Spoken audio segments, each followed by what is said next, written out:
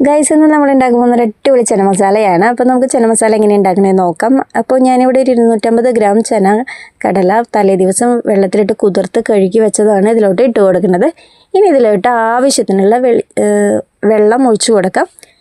പിന്നെ ഒരു 1/2 ടീസ്പൂൺ മഞ്ഞൾപ്പൊടിയും കൂടി ഇട്ടിട്ടൊന്ന് വേവിച്ചെടുക്കുക. ഒരു 3 വിസിൽ കഴിഞ്ഞപ്പോൾ ഞാനിതൊന്ന് ഓപ്പൺ ചെയ്തു. എന്നിട്ട് ഇതിലേക്ക് ആവശ്യത്തിനുള്ള ഉപ്പും കൂടി ചേർത്ത് വീണ്ടും ഒന്ന് വേവിക്കാൻ വെച്ചു. വീണ്ടും ഞാൻ ഒരു വിസിലിന് വരെയായിട്ട് വെച്ചോക്കണം. അപ്പോൾ ടോട്ടൽ നമ്മൾ 4 വിസിലാണ് ഈ ചനക്കടലയ്ക്ക് വേണ്ടി വന്നത്.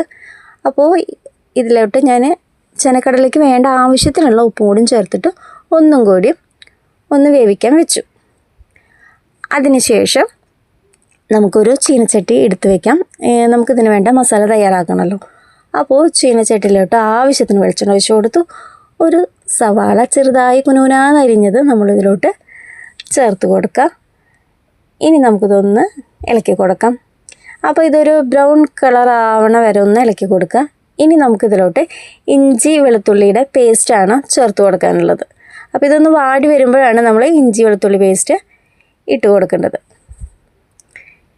ഇഞ്ചി വെളുത്തുള്ളി പേസ്റ്റിൻ്റെ ഒക്കെ ഒരു പച്ചച്ചവ മാറണ വരെ നമ്മളിതൊന്ന് ഇളക്കിക്കൊണ്ടിരിക്കുക. ഇപ്പോൾ ഇഞ്ചി വെളുത്തുള്ളി പേസ്റ്റിൻ്റെ ഒക്കെ പച്ചച്ചവ മാറിയിട്ടുണ്ട്. ഇനി നമുക്കിതിലോട്ട് മുളക് പൊടി ചേർത്ത് കൊടുക്കാം. 1 ടീസ്പൂൺ മുളക് പൊടിയും 1/2 ടീസ്പൂൺ ഗരം മസാലയും 1/4 ടീസ്പൂൺ കുരുമുളക് പൊടിയും 1/2 ടീസ്പൂൺ മല്ലിപ്പൊടിയും പിന്നെ 1 ടേബിൾ സ്പൂൺ കാശ്മീരി മുളക് പൊടിയും നമ്മളിതിലോട്ട് ചേർത്തിട്ടുണ്ട്. ഇനി ഇത് നന്നായിട്ടൊന്ന് ഇളക്കി കൊടുക്കാം. ഈ പൊടിയുടെ ഒക്കെ ഒരു പച്ചമണം മാറട്ടെ.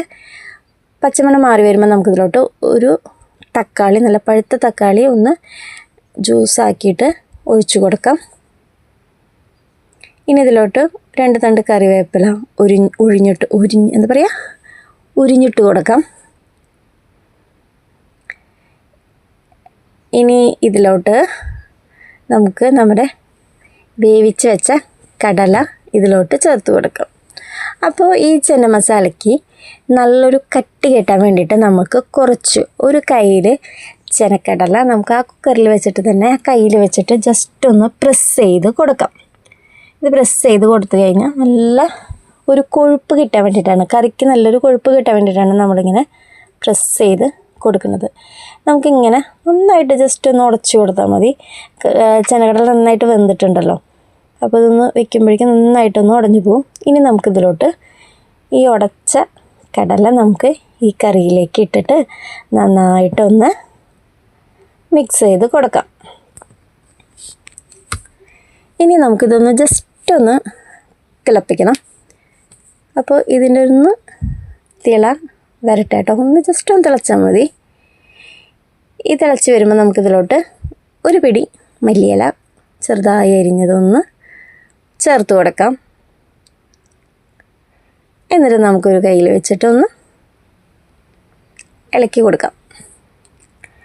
ഇനി നമുക്കിതിലോട്ട് ലാസ്റ്റായിട്ട് കുറച്ച് കുരുമുളക് പൊടി ഇതിൻ്റെ മേലെ ഒന്ന് വിതറി കൊടുക്കാം. അപ്പോൾ നമ്മുടെ സൂപ്പർ ടേസ്റ്റി ആയിട്ടുള്ള ചന മസാല കറി റെഡി ആയിട്ടുണ്ട്. അപ്പോൾ ഞാനതൊന്ന് ടേസ്റ്റ് നോക്കിയപ്പോൾ കുറച്ചും കൂടി ഉപ്പിൻ്റെ ഒരു കുറവുണ്ടായിരുന്നു. അപ്പോൾ ഞാൻ കുറച്ചും കൂടി ഉപ്പ് ഇതിലോട്ട് ഇട്ട് കൊടുത്തു. അപ്പോൾ അവസാനമായിട്ട് ചെയ്യേണ്ടത് നമ്മൾ കുറച്ച് കുരുമുളക് പൊടി ഒന്ന് വെതറി കൊടുക്കുകയാണ്. ഒരു നല്ലൊരു ടേസ്റ്റ് ആയിരിക്കും. ഇപ്പോൾ നമ്മുടെ കറി കണ്ടില്ലേ, നല്ല ഗ്രേവി ആയിട്ട് വന്നിട്ടുണ്ട്. വളരെ ടേസ്റ്റാണ്. അപ്പോൾ എല്ലാവരും ഇതൊന്ന് ട്രൈ ചെയ്ത് നോക്കണം.